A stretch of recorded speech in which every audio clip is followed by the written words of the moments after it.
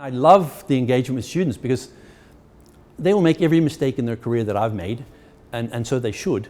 But if I can help them make it maybe a millisecond earlier or with a little less consequence, then I've actually added some value to the process itself. So my name's Dr. Michael Cherry. I'm the Managing Director of the Strategy Advisory Practice, Raffrey Consulting. The first 2/3 of my career I spent in the corporate world, working with multinationals, listed companies, global brands, the likes of the 3M company and Alcan and so forth. And then more recently, I've moved into the consulting and advisory space. I teach at Macquarie Business School to give back.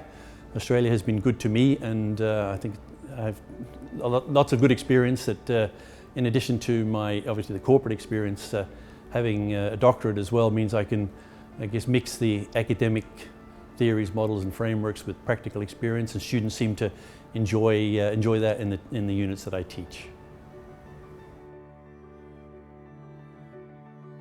The students that engage with me are the ones that they're interested in the subject, the concepts, the application of them, but they're often also interested in, Michael, once I leave these hallowed halls, talk to me about how I get my dream job. They always talk about their dream job.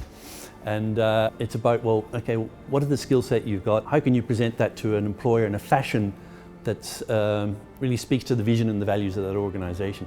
Most students will say to me, oh, I've only worked with whatever, McDonald's. I said, never ever diminish your experience and your skill set. You just need to turn that into a fashion that is valuable to your prospective employers. So, and again, this comes from someone whose first degree is engineering. It's in business, it's all about the vision, it's all about the values, and to what extent your vision and values are congruent, if you like, with the organization with which you want to join as an employee. So I always say, read their mission statement, read their value set, see to what extent they overlap with what your skill sets are, and so your values are, and that will get you an interview. Not, I've got this degree, I've got that degree. It's all important, as long as it's from Macquarie.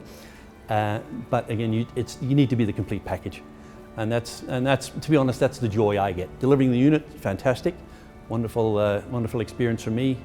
I say, keeps me also. I learn, and I don't mind saying this. There's not a class that I teach that I'm going away, I've got something from that. I've never felt that I have a mortgage on good ideas.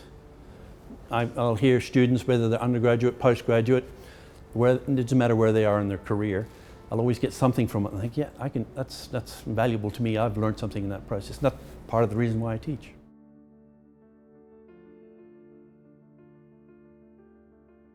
Yes, I teach in business-to-business marketing as well as services marketing, because that's largely where I've spent my whole career.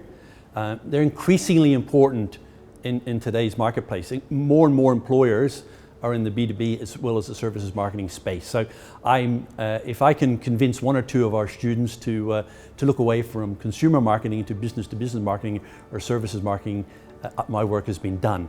I'm particularly keen to ensure that the materials that we bring into the courses themselves show practical, real-life application of the theories, the models and the frameworks, and that way try to get a few more students excited about a B2B or a services choice rather than a consumer marketing choice.